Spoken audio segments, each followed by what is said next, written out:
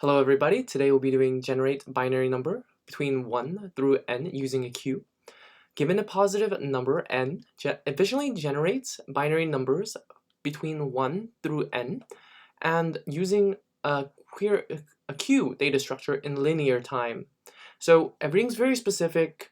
Our minimum is 1, our maximum is n. There will be no numbers between that's lesser or greater than n.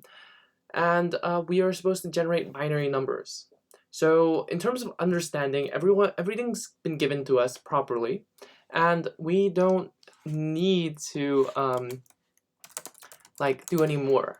And in terms of matching, they've already matched for us. So the match is a queue. That's exactly what we need to do. So all we need to do now is plan. So in terms of planning, let's take a look at the first item. Okay, so what is the next two items? Well, the next two items involve a 1 and a 0 and 1 and 1. That means we just have to append a 0 and a 1 to the end of the 1, right? And what about after that? So let's say we eject this out. And what is the next number? The next number is 1, 0, 0. Well, it's not 1, 0, 0, is it? Well, let's see. So the next number is 1, 0, 0 after 1, 1. And that means you add a 0 to end of that. And you add the next item is 1, 0, 1. And so far, it's been looking pretty good. And you add a 0 to 11. And you add another 1 to it, and it's perfect. It's been going very well. And the next one after that is going to be 1, 0, 0, 0, which is the next proponent of 0, 1, and that's perfect. So the plan is, in words, use a queue to store the first item, 1. Then attach 0 and 1 to the end of the item and put back into queue. Repeat until n.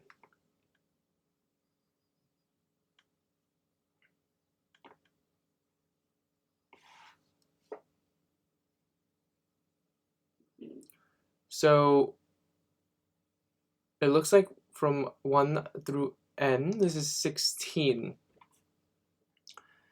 So that means we just need to repeat n times, and we're good to go. All right, let's implement, and let's get some room. So first of all, we're going to define our function. Define print binary to n.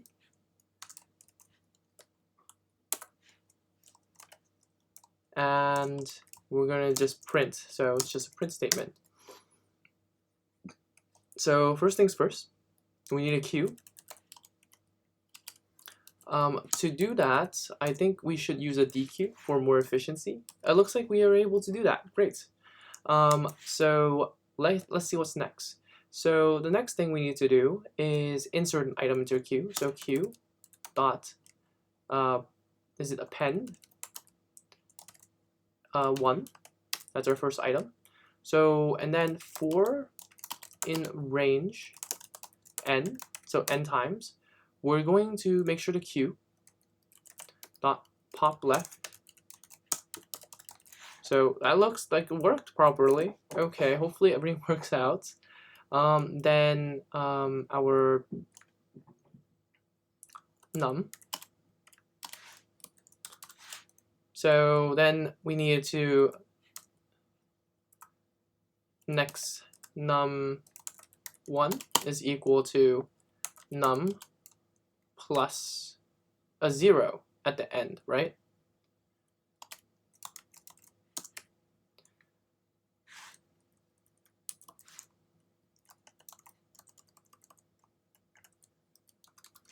and next num2 is equal to num plus a1 in the end. And so we insert these into our queue. So q dot append next num1 and q dot append next num2. And with that, we are ready to print, well, output is an empty string. And now we are ready to add to this output.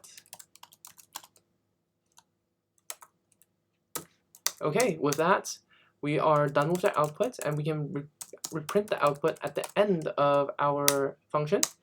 And let's test it out in terms of review. Of course, we don't know for sure if this code works or not without testing. So expecting print to q, print binary, print n to binary, I think that's the better name. So my bad, I just need to change the function name. Okay, here we go. So let's set n to 1, and I believe that this should dequeue this item and append this, and that's it. That's the only thing we do, and we output 1. Let's run it. Okay, looks like we have an issue here. That is the words. Let's comment that out. Let's see if we have any other issues. dequeue is not defined, so I think it's collections, import collections, and this is collections.dequeue. Hopefully that's it. Otherwise, we have to do some searching on the internet. Okay, so looks like that worked. 2 is going to be is that exactly what we wanted? No, that's not it. Because we are missing a 1 1 here. No, that actually we got it. We got it. We are missing a space. That's what we're missing. So let's add a space to this. And hopefully we are looking good. We are looking great. So let's try 3. I'm expecting 1, 0, and 1, 1 with this. And let's test the 116 option as exactly as we expect this particular output to appear. And so let's review that, and we're good to go. With that, we are done with our review, and we're ready to evaluate.